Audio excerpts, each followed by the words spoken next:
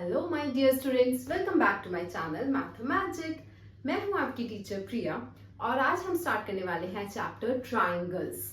अब ट्रायंगल के बारे में तो आप I think KG first class से पढ़ते आ रहे हो। ट्रायंगल आपको पता है, it is N enclosed figure which has 3 sides, 3 vertices and 3 angles. ठीक है, तो टोटल ट्रायंगल के 6 पार्ट्स होते हैं, 3 साइड्स एंड 3 एंगल्स। ठीक है, ये एक ट्रायंगल होता है।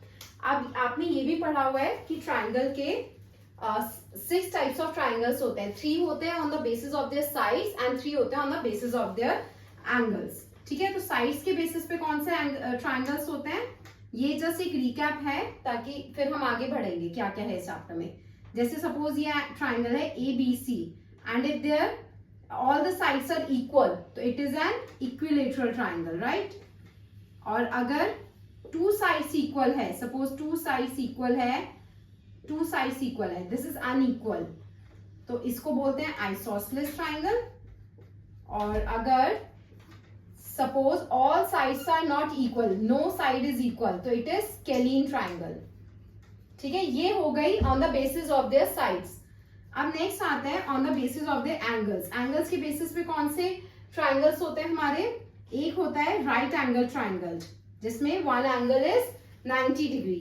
Suppose this triangle is ABC and it's one angle is 90 degree, तो it is right angle triangle, right angle triangle.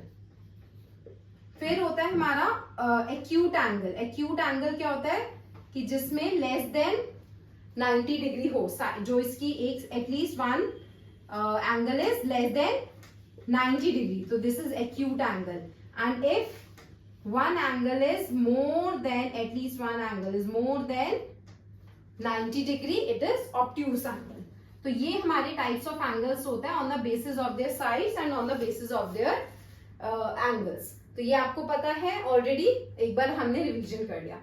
अब नेक्स्ट हमारा आता है ट्रायंगल के डिफरेंट एक तरह से मैं कहूंगी पार्ट्स होते हैं। ठीक है, ट्रायंगल में क्या क्या चीजें होती हैं वो अब हम देखेंगे इसमें। सी सपोज आपके पास एक ट्रायंगल है like this, ABC is a triangle.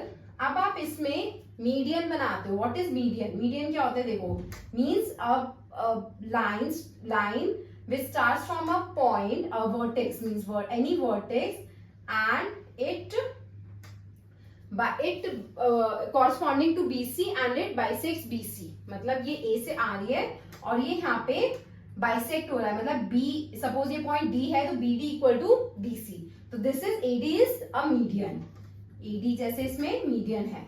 ठीक है, अब सपोज मैंने ये सारे मीडियन बना रहे, from B corresponding to AC this is median, BE is a median, and from C which is corresponding to AB it is CF this is also median. तो हमारे पास कौन कौन सी मीडियन हो गए, AD, BE एंड CF। ठीक है, These all are median। अब ये जो पॉइंट है जिसपे कट कर रहे हैं, suppose this point is O, इस पॉइंट को हम बोलते हैं सेंट्रॉइड। जब भी मीडियन जो है, जितने भी मीडियन, 3 मीडियंस होते हैं ट्रायंगल में, तो when they at the point at which they intersect, that is a centroid। O is called centroid। तो आपको ये टर्म्स अच्छे से पता होनी चाहिए, क्योंकि जब भी आप एग्जाम में क्वेश्चन आता है सपोज O इज सेंट्रोइड, या आगे भी मैं और टर्म्स बताऊंगी, तो आपको you should know what is that, क्योंकि अगर आप कंफ्यूज हो गए, आपको नहीं पता होंगे, तो you might make mistake in solving the questions.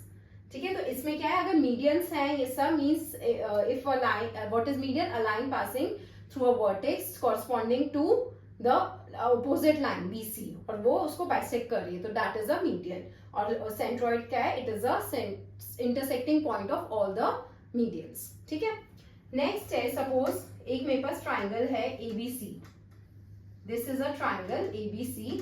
अब इस पे एल्टीट्यूड, नेक्स्ट टर्म आती है हमारी एल्टीट्यूड। एल्टीट्यूड क्या होता है, altitude you know it means height, तो altitude means perpendicular distance of a point A from BC, that is altitude। so AD is altitude here। ऐसे में अगर सब पे altitude बना दूं, means it makes 90 degree angle with the corresponding side, with the opposite side। ठीक है, तो ये हो गया altitude हमारा। अब ये मैंने 3 altitudes बना दिए इस पे, they all are making 90 degree angle with the side। तो here क्या है, same. AD, BE and CF, they all are altitude. ये सब altitude है और इसके जो intersecting point को क्या कहते हैं? Suppose the here is O, here O is called orthocenter. ये होता है ऑर्थोसेंटर. जब मीडियन इंटरसेक्ट करते हैं उसके इंटरसेक्टिंग पॉइंट को बोलते हैं सेंट्रॉइड, एंड जब एल्टीट्यूड इंटरसेक्ट करते हैं उसके पॉइंट को बोलते हैं ऑर्थोसेंटर.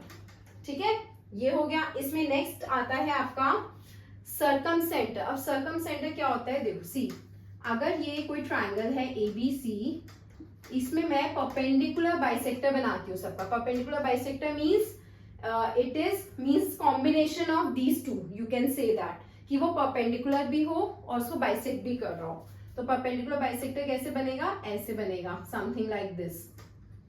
ठीक है, तो ये इस ट्रायंगल में परपेंडिकुलर बाइसेक्टर बन रहे हैं. AD सेम, मैं वही पॉइंट्स ले रही हूँ, AD, BE एंड CF. तो इसमें क्या है? ये perpendicular bisector.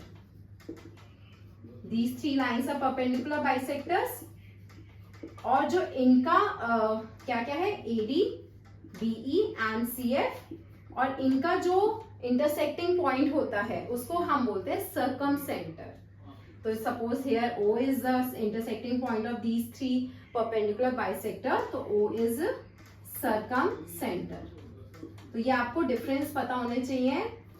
Centroid, orthocentre, circumcentre, and what is median, altitude and perpendicular bisector. ठीक है, ये तो 3 टाइप्स के, ये 3 पार्ट्स हैं. कुछ भी आ सकता है इसमें से क्वेश्चन कि परपेंडिकुलर बाइसेक्टर के ऊपर क्वेश्चंस आ जाए या एल्टीट्यूड के ऊपर क्वेश्चंस आ जाए. तो आपको देखना है क्या होता है. First it means first you should be clear कि इन टर्म्स का मीनिंग क्या होता है. फाइन. अब इस पे ही 2 थ्योरम्स हैं, या 2 कह लो 2 रिजल्ट्स जो ट्राइंगल में आते हैं, एंड उसके बेसिस पे बहुत सारे क्वेश्चन सॉल्व होते हैं. वो मैं आपको बताती हूँ. Suppose this is a triangle ABC.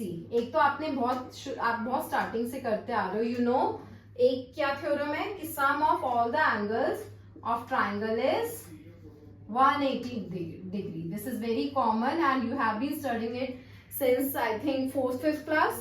So sum of all the angles of a triangle is 180 degree. This is important obviously, क्योंकि ट्राइंगल के कोई भी क्वेश्चंस होंगे तो इसमें एंगल्स से रिलेटेड जो भी क्वेश्चंस होते हैं तो उसमें आपको ये यूज होगा. मैक्सिमम केसेस में this theorem will be used. ठीक है, एक ये होती है.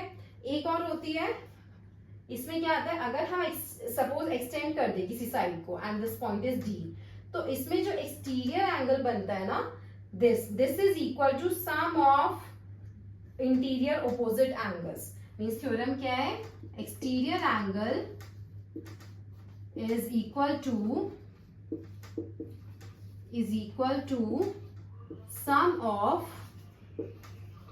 Interior opposite angles. This is very important part कि इसमें, क्योंकि क्वेश्चन सॉल्व करने में आपको अगर पता होगी तो आप जल्दी से कर पाओगे. तो ये आप देख भी सकते हो. How come? सी, सपोज ये एक एंगल है ACB. अब ये देखो, angle ACB plus angle ACD, it will they are forming linear pair. तो इसका मतलब इनका सम 180 डिग्री होगा. ठीक है, अब 180 डिग्री होगा. और इसमें देखो एक ये ट्राइंगल है, इसमें भी आपको पता है कि sum of the angles is equal to 180 degree. तो अगर ये तीनों 180 डिग्री है एंड ये दोनों 180 डिग्री है, तो ये कॉमन आ गया इसमें से पार्ट. तो दिस विल ये हट जाएगा. तो it means these both is equal to this. Sum of these both will be equal to this. Solve करके देखोगे आपको इजीली आ जाएगा. This is not very tough. और मेन पॉइंट्स यही थे ट्राइंगल्स चैप्टर में. आपको ये अच्छे से पता होनी चाहिए. इसके बेसिस पे बहुत सारे क्वेश्चन है इस चैप्टर के. आप वो घर पे प्रैक्टिस करना, इसी से रिलेटेड होंगे सब. मीन्स यही सब चीजें जो है उसमें यूज होंगी. बट ट्रिकी क्वेश्चंस होते हैं, आपको उसमें दिमाग लगाना है कि क्या करना है. अगर आपकी कोई क्वेरी हो तो आप क्वेश्चंस को कमेंट बॉक्स में पूछ सकते हो, और या आप अपना कमेंट डाल सकते हो. I will get back to you. और नेक्स्ट क्लास में हम करेंगे कॉन्ग्रुएंस ऑफ ट्राइंगल्स. ठीक है, उसमें जो कॉन्ग्रुएंट थ्योरीज आपने कॉन्ग्रुएंसीज होती है ना ट्राइंगल्स में, तो वो आपने पहले भी करी हुई है. But we will study in detail and properly I will explain how it goes. ठीक है, तो अगर आपको मेरी ये वीडियो पसंद आई हो तो इसको लाइक शेयर करो और मेरे इस चैनल को सब्सक्राइब कर दो। मिलते हैं अपने नेक्स्ट वीडियो में। Bye bye.